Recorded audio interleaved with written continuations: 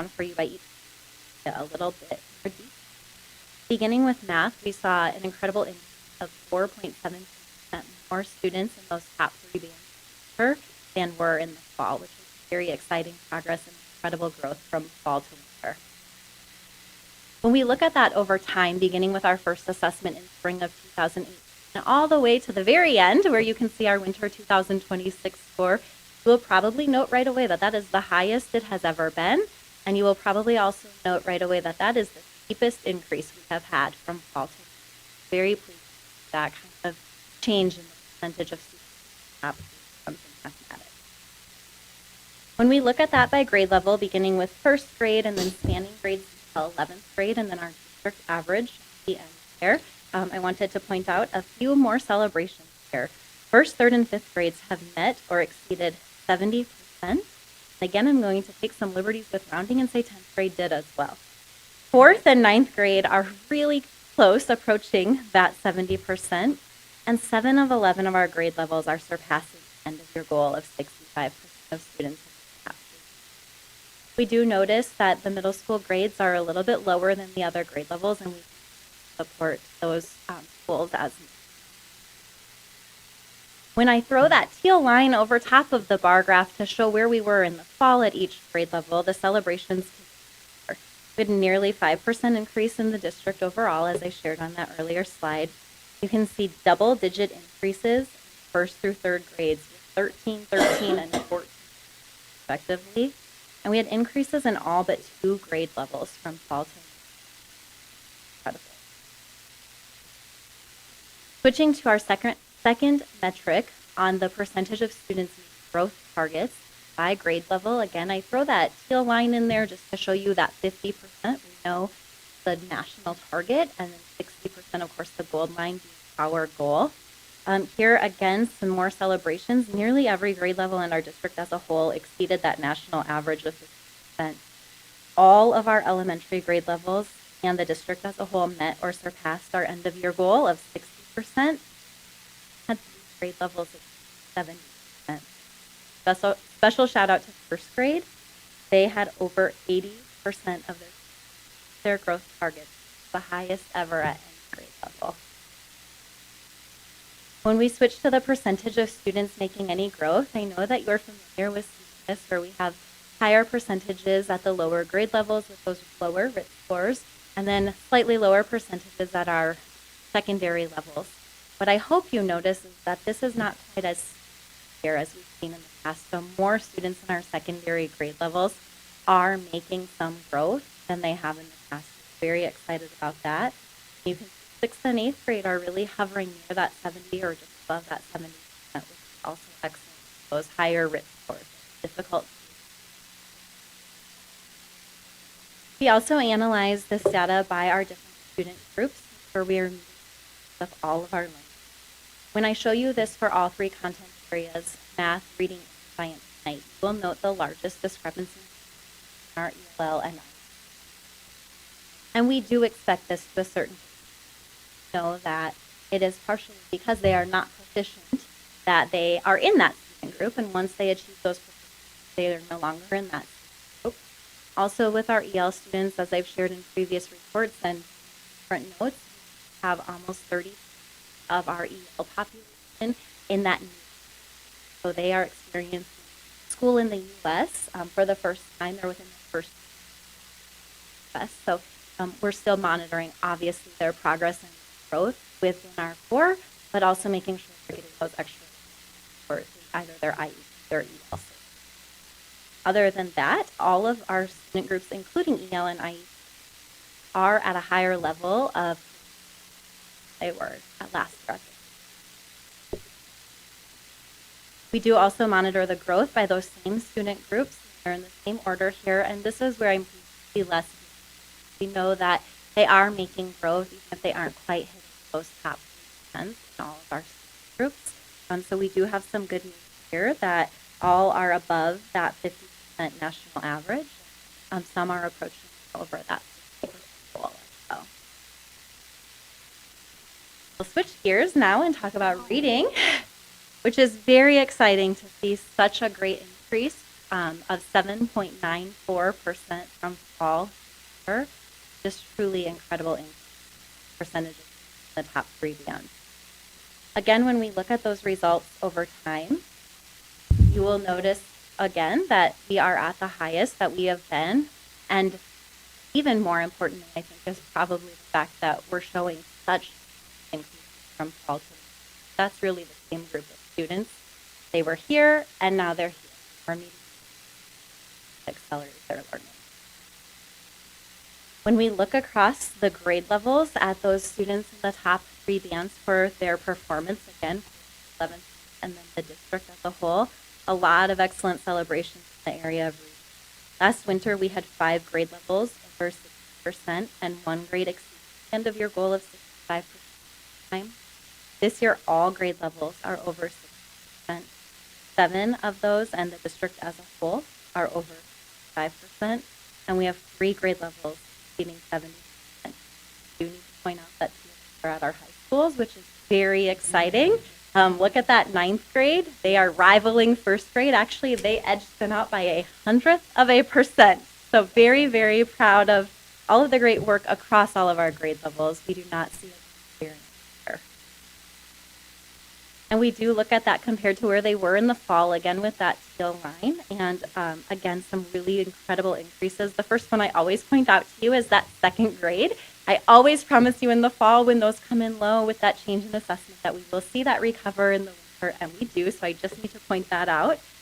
We did have double-digit increases in all of our elementary grades, 1st and 5th grade, and that was very exciting. And we saw fall to winter increases in every grade level except 9th, a very, very slight drop, but they still had their highest. They are tied for their the highest grade level. Like I said, by just 100th of them. Looking again at those growth targets then for our second metric here, just like math, nearly every grade level in our district as a whole exceeded that national average of 50%. And then for meeting or exceeding our end of year goal of 60%, all 5 of our elementary grade levels were able to accomplish that already fall to. We do notice that 9th and 10th grade have the lowest percent meeting those growth targets, but just that previous slide, they have their highest, most top 3 bands. So again, high RIT scores are going to make it more challenging. Growth targets, we're going to continue to look at who those students are in our quadrant reports and try to accelerate them to get to that high level of growth. When we look at any growth, again, very similar to the story that we've seen in the past and very similar to what we saw in math with those higher percentages in our younger grade levels. I do want to point out here that 11th grade really stands out as a secondary level, but we start to see it swinging back up, which is a good sign that they're making some growth in that grade level again at the higher RIT levels, and sometimes more difficult to motivate them to do their best on this assessment. So we're glad to see 11th grade making that growth. Looking at student group, again, these are the percentages of students in the top 3 bands by all of our student groups. Very similar, like I prefaced in math, group variance in those 2 groups that are receiving additional services as of those students. We will continue to work closely with those students. Looking at their growth targets again, though, we can see the percentage of students meeting their growth targets in each student group is much more consistent than that proficiency level. With, again, all of them exceeding that national average of 50%. That concludes the report on reading, and we will switch gears to science. There are more celebrations. Again, we had that increase of 4.61%. I will note and remind you that this is our 5th through 11th, so a smaller denominator as we've got some of our students. That does play a factor in that, but very excellent results here as well. Once again, we are at the highest that we've been. We did just edge out the scores that we had when we first started back in 2000. We had been relatively flat, hovering around that 60% mark, but now we are at that 64.8% and trending in the right direction. We've struggled from fall to winter some years and had either flat results or even some slight drops. So seeing a positive increase over 4%, very promising. Just a testament to the great work that our team. When you look at this by grade level, we do have less variance in science than the other areas with those more compressed grade levels from 5th through 11th grade. A lot of celebrations. All grade levels here are at or above that 50%, and all but one grade level are above 50% and 3 grade levels are exceeding our end of year goal of 65%. Comparison to fall, we had increases at every single grade level from fall to science. Well, when we look at the data for the second metric on our growth targets, all but one of the grade levels are at or above that national average again. Last year, only half of our grade levels were. We are moving in the right direction, although we're continuing growth and progress. Point out that 5th grade is exceeding that 60% goal growth target, so that's exciting. And again, we will continue to work on the projected growth and adjustments. Have some exciting updates as well. When we look at any growth, again, we look at the percentages of students a little bit higher in 5th grade even, and then when we switch to that 6-12 assessment, have to figure that out a little bit with any growth, but we continue to work through that on those higher RIT levels. Again, consistent with past years, we did have slight increases at almost all of our grade levels compared to last year. For our student groups, again, we see more variance in all of our student groups, but especially EL and IEP. This is where it really does come into play, the fact that some of the student groups are very small. So a couple of students, one way or the other, can use some of that data when we're talking about that group size. When we look at their growth targets, so again, we are more consistent in this area. And we saw improvement over last year with more student groups that 50% norm. That concludes the summary of all of our data. And even though we have a lot to celebrate, we know our work is never done, and we are still going to strive to have continuous improvement, to reach for meeting all of those goals or exceeding the ones that we've already met. And so I want to talk about some of our next steps. First, before I do, you're probably hearing this positive change too. And I do just want to say that with our MPI, our sports, and that can give our students, they have really dug in high quality person instruction and then consistent meetings. They're building MPSS, constant data, looking at actions both support and extend they are. It seems like the systems and structures that we've put in place and have held to are really done such great work that our teachers, our leaders, our administrators are engaged in, and couldn't be more proud of that. With that, the first next step that I've outlined is that we are going to support the actions that our schools have identified. We just recently wrapped up our winter data results where every principal comes in and they meet with Dr. Murillo and some of us on cabinet, talk about their journey thus far, their successes, where their next steps could be. We offer support or suggestions, and they come away with some clear action steps for them. We have some clear action steps for our support for them. So that is first and foremost just supporting them, their students. I did something a little different this year and wanted to outline the next step in each content areas and talk to you about that. So for the second one, focusing on math, we are in the midst of completing a math pilot right now for our second course. So we will be wrapping that up and making a recommendation as well for a new course. So that is important work that we are doing that will our but beyond that, we really just want to continue the great work from on. We want to continue the momentum because we know that we're having the impact that we are. For literacy, we have a lot going on right now. We are going to continue collaborating with our district literacy. This is a new team that was formed. We just started meeting. Our second meeting is tomorrow night, in fact. And this is all part of the work that is being done because of the benefits we've received through the Comprehensive Literacy State Development Grant.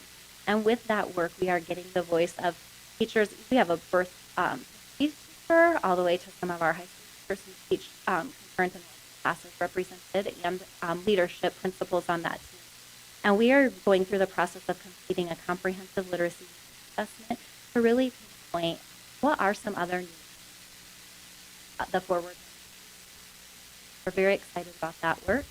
And then in the area of science, we've actually just wrapped our pilot for elementary science courses, and we will be recommending science you all later this month is the plan for implementation. Very excited that we've had this. First, we're all very excited about that. And we looked at the results of our fifth grade teachers who piloted and had so we're excited about that. And then we'll continue our current professional science as well. That idea.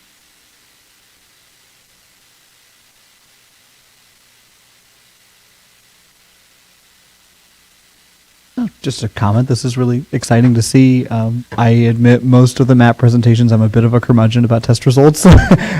So to see consistent growth in in all three bands, and to see those achievements of some of our highest scores that we've seen across multiple 8-10 years worth of tracking, that's just really exciting to see. That's the sort of progress that is fantastic. So yeah, just a comment. Thanks. I was wondering if the Google grant has any kind of place in your science on what you're doing, or is that strictly on the high school level? Yes, so that would probably not be a direct alignment to our core science class. Okay. Congratulations to all the teachers and the administration for working so hard on this. These scores are spectacular, and it's great to see, like what Mr. Peters said, that we can see the growth and the increases over long-term trends. It's really phenomenal. I commend you and your staff. Fantastic work. The proof is right there. Also, great work on piloting. I mean, constantly striving to make sure that we have the best resources for our students. Looks like you picked the right ones. So, I mean, good job on that. And really hats off to our in the field, working with our students every single day, trying everything. Yes, amazing work. Yeah, fantastic. I mean, I'll give that. Good job, teacher. Anything else for Dr. Matthews? Thank you, Dr. At this time, I'd like to invite Mr. Schultz to the podium. He is going to give us a presentation we haven't done before. And this is our second year, Mark, with Alpaca? Second or third? Third. This is our third year. And Mark and the principals and the teachers have really enjoyed this resource, and just super excited for him to share about it and the feedback that the survey gives us. So, the floor is yours. Thank you, Dr. Murillo. Board, welcome. I'm excited to talk tonight about Alpaca and how it does help us support our teachers. First, I'd like to talk about what is Alpaca. The name, Alpaca, but it's not an acronym. It's just a really cute animal. So Alpaca, it's local, just across the river, started in 2022. Their mission is really to help support teachers. So we obviously, that's our game as well. They started with teacher recognition. They have through their celebrated PACs, and they've grown into a more well-being program, including pulse surveys, resources that help support our school leaders. So I want to dig into a little bit more what they do for us. So celebration, PACs, is like the core, the start of the core. Each month our principals receive celebration kits that include 5 of these Alpaca packs, an activity to really support and build positive culture at the school, and then some ideas on how to give these 5 packs around. So you probably have 35, 40 teachers at a school. They don't all get one, right? In these packs, you can see if you zoom in there a little bit, a lot of things that teachers buy with their own money, a lot of highlighters, pens, note cards, tote bags, water bottles, things that they really like. They're in these packs. And some of the schools, they split these up and they share amongst. But at the beginning of the year, in August, when they come back, every teacher in elementary gets one of these.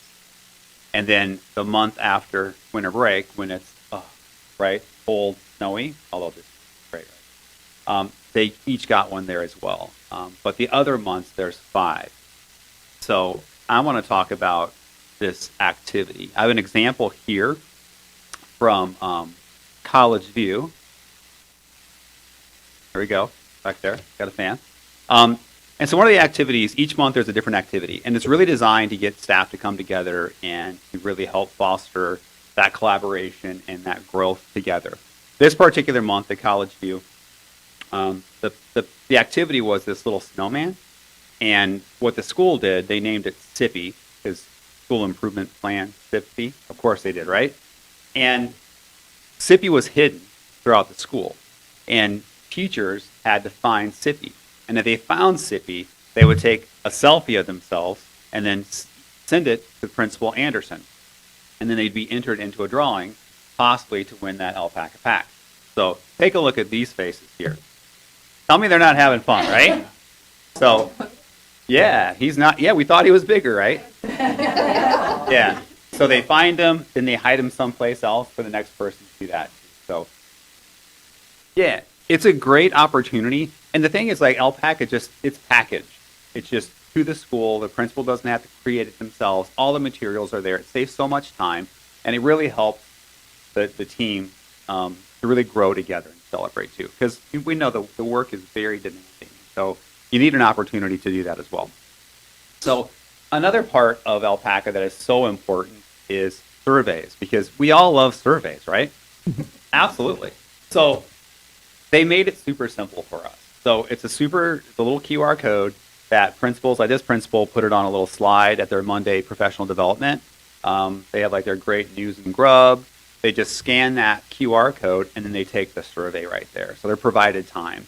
And we have very high participation rate, well in the 80% of our teachers take this, because we want to know how they're feeling. Well, the survey, it's anonymous. We don't know individual teachers. We don't know who did it or staff members. But it was designed by Alpaca to be super quick. It can be completed walking from your classroom door to your car, although I don't recommend texting while you're walking, but you could do that. But it really provides teachers' voice, and that's the most important thing. So the survey is super quick. There's about 5 different screens that you kind of hit through. The first one is just like, how are you doing at work? And there's different bubbles with different words and different colors. And you just start tapping the words, how you're feeling in the moment right there. So then it goes to, so you're feeling, and then they kind of like start getting a little bit more detailed than words.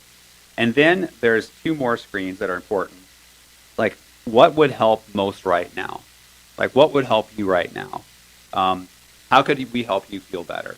And then, what could we celebrate? Because there's so many things around the school to celebrate, but they want to find that out from teachers. And then there's a screen, the next screen, the final one, that you could add a comment to talk about what's going well, what might be on your mind, or what might you want to give feedback for. So it provides an opportunity for teachers to give voice to the school.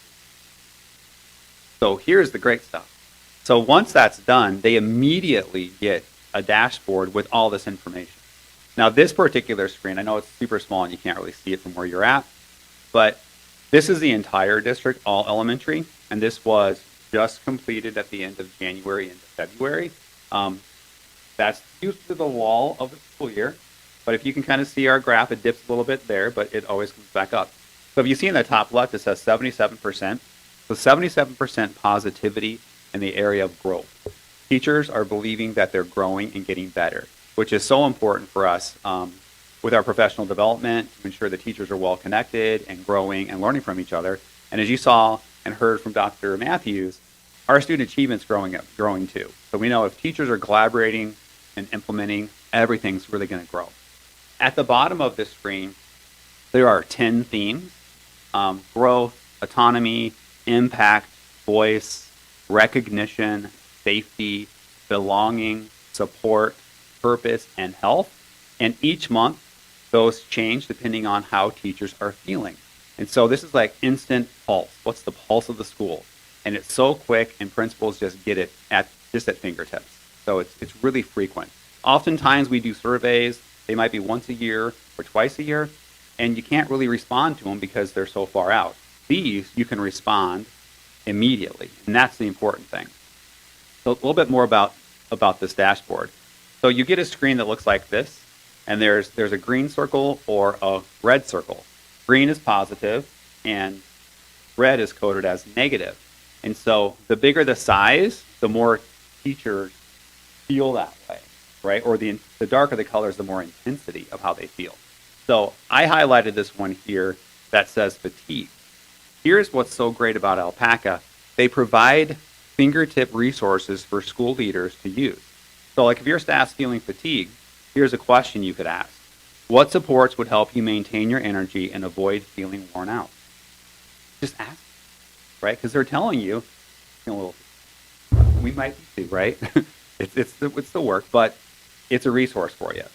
Another one here, the circle that I highlighted is comfortable. They're feeling comfortable, which is great. You want that, right? So then here's another one. Take action, and it's called Cozy Chat. Support comfortable by arranging a cozy corner chat sometimes during the quarter. Serve tea, serve coffee, serve something, and just have an opportunity to chat with your staff. You know, not every day, but throughout the year. So the resources they provide you are so helpful for principals. So what I've done as a principal, supervisor, and coach, each month when we have fresh data, we pull it up, and I sit side by side with the principal and ask, how's it going? Let's talk about the data. What are the bright spots? And they always want to go, well, I want to fix this because this isn't as good. I always force them into the bright spot. What's going well? So this one here, and this is for the whole district here, like these are the top 5 things. I saw a student light bulb moment. 39 teachers highlighted that. Our culture prioritizes learning. 25. We see everyday kindness. I got a note or treat from a team member. I'm learning from my team. So you can see all these, and on the far right are those themes that range from impact to growth to belonging to recognition. So this is what our teachers are telling us what's going well. And as a school leader, you want to keep that momentum going, right? Because when teachers are doing well, we know that impacts kids. So here's the other side is we get to it. You know, what's going to help your team right now? And principals are always like, oh my gosh, I got to fix this. This is going wrong. But it's not going wrong. It's just what do they need right now? These happen to be, these top 5 are all health. If you look at that, right? Time to talk and recharge. 41 teachers selected that, right? More healthy snacks. Okay, we can do that.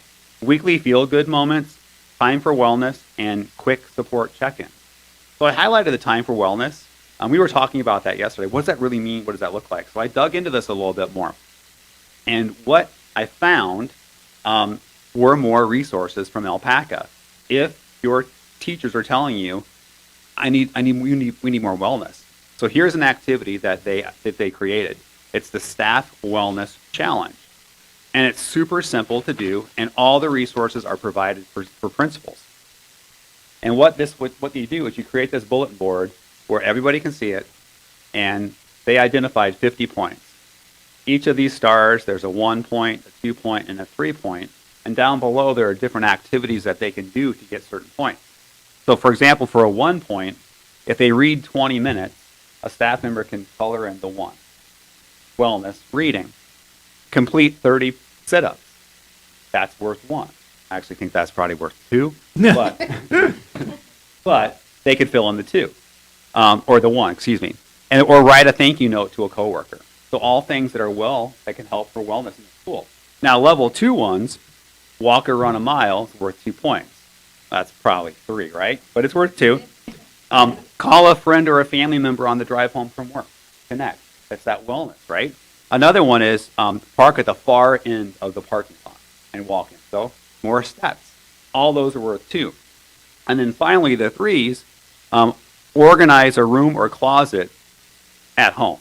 Well, I could do that. That should be worth at least 10 points, honestly, if you ask me. Complete 45 minutes of exercise or eat lunch with a friend or family member. So all these things are ready-made. They're right there on their website, super easy for principals to implement and to help improve that wellness. And the nice thing is there's another survey coming up, and teachers can take it frequently. So the next month, they find out, is it getting better, right? Because that's what we want data to tell us, is to respond and to how to get better. So let's talk about impact. Just to close with impact, Alpaca gives principals powerful tools and insights that really make it easier to lead strong, healthy school culture. And we believe in taking great care of our teachers, because when they feel supported, valued, and cared for, They bring their best every day. And when teachers are at their best, we know students win. What questions do you have for me? Teresa, I'm looking at you. Well, I saw on the survey that the health, so immediately Yeah. that, because it was so low at 50%.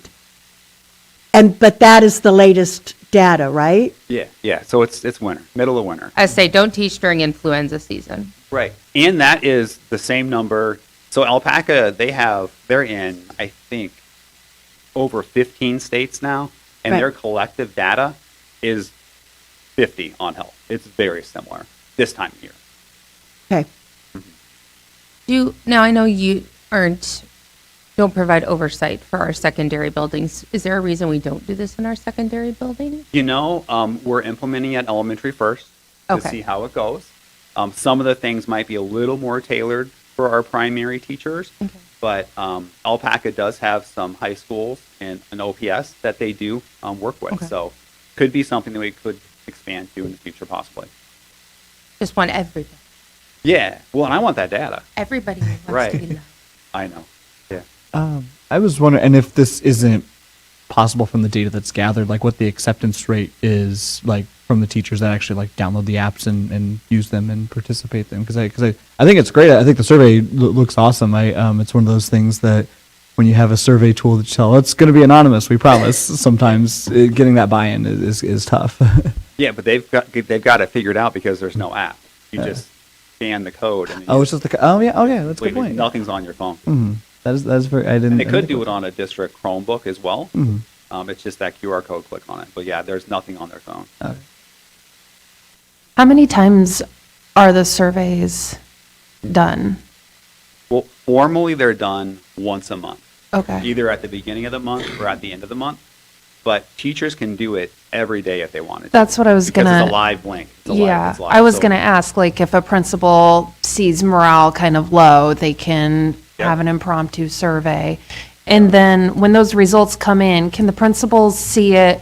Is it just by school as a whole, or can they go into grade level, or how far can they distinguish those results? Yeah, it's not by grade level because it's anonymous. Okay. And if you start doing that in smaller schools, Right. you'll be able to start identifying Yeah, people. So, okay.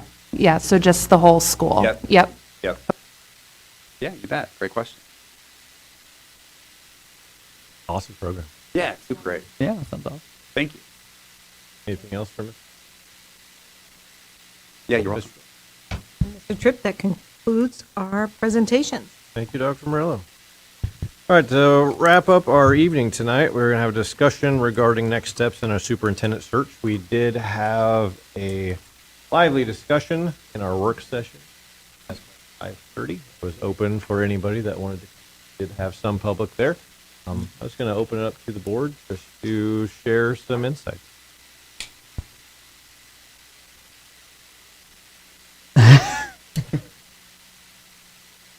So some of the things that we, kind of talked about, we had talked about some of the consensus around whether we want to perform the superintendent search ourselves or if we want to hire a search firm and kind of what next steps that looks like.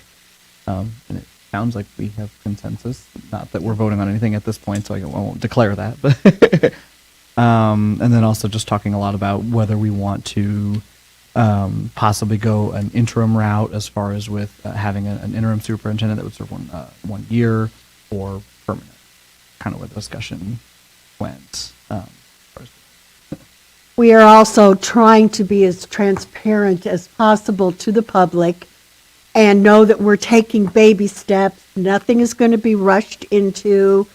That's why the interim discussion has happened, and that we are going to rely on our legal team. We're going to rely on a search team and rely on what the recommendations are to us. And then we talked about is also feedback, is doing surveys within our community, within our teachers, to get that feedback for what they would like. Right, because we What they don't, we aren't value. the know-all people. We are dependent upon our teachers to be happy, our district staff to be happy, and our parents and students to be thrilled with what the choice is. One, sorry if I'm remembering this wrong, I apologize, but I think that was partly discussed as far as like the if we were going to go with a firm, the search firm would more than likely be fostering that. But we Right. still want the community input and everything, but yeah, definitely. I think a lot of our discussion was on timeline, how long it would take to hire a permanent superintendent versus an interim superintendent. And again, like Ms. Hardiman said, that we want to be transparent. We want to take our time because our district wants and deserves a high-quality superintendent. And so a lot of knowledge was shared by Mr. Kozier and another former superintendent. So those were all really good inputs that we take to heart and will help us in our decision. I think that wraps it all up. Thank you for sharing that. Nothing. So what do the next steps look like? So the next steps look like, certainly. So decisions aren't made at workshop meetings, they're made at business meetings. So that's our next coming meeting here in February. You probably be able to look forward to a resolution item. Board will discuss and move one way or the other on taking action on retention of a search firm or whatever the next steps that we were going to do. It's seen at the part of the resolution. Thank you. All right. That concludes our meeting for this evening. We are adjourned.